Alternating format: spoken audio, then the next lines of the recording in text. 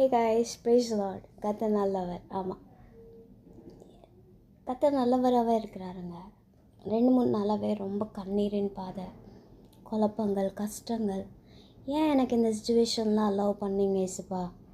Past லைஃப்லாம் பார்க்கச்சில்ல இன்றைக்கி நான் நிற்கிறது எனக்கு நான் தகுதியா? எதுக்கு நீங்கள் என்னை நம்புனீங்க இப்படின்னு சொல்லி எனக்கு நிறைய கொஷின்ஸ் எனக்குள்ளே ஓடிட்டே இருந்தது. பாஸ்ட்டு நினச்சாலே I feel like crying.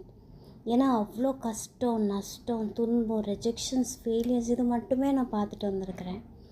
But எனக்கு ஒரு விஷயம் எசப்பா ஞாபகம்னாங்க. 2021 காட் சைட் அடுத்த 5 வருஷத்தில் நீ இந்த சுச்சுவேஷனில் இருக்க மாட்டேன், you will not be the same அப்படின்ட்டு. ஸோ இன்றைக்கி நான் திரும்பி பார்க்குறப்போ இதெல்லாம் கடந்து வந்தது நான் தானா?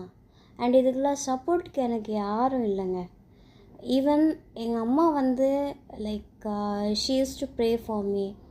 எப்போவுமே அவங்களோட ஜெபம் தான் இன்றைக்கி தாங்குது. பட் என் கூட கைப்பிடிச்சு நடந்தது என் தேவனாகிய கர்த்தர். ஸோ வசனத்துலேயும் எப்படியாய் சொல்லப்பட்டிருக்கு எசாயால, அது right time God will make it happen. கரெக்டான டைமில் அவர் எல்லாத்தையும் நேர்த்தியாக செய்ய வல்லவருங்க.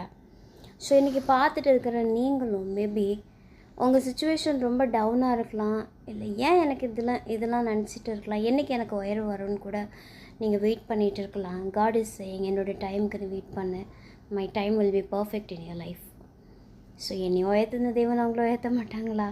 பார்த்துட்டு இருக்க அவங்கள தான் சொல்கிறேன். Just wait for his time. God bless யூங்க.